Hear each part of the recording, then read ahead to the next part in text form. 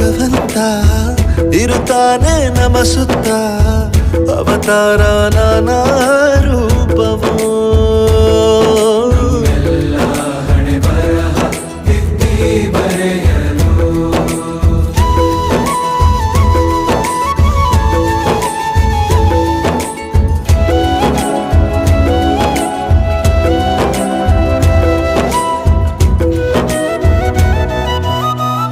ಬಾಳಲ್ಲಿ ಲೆಕ್ಕ ಎಷ್ಟು ಮುಖ್ಯ ಎಂಬುದ ಬೆರಳಲ್ಲೇ ತೋರಿ ಕಲಿಸಿದ ಗುರುಗಳೇ.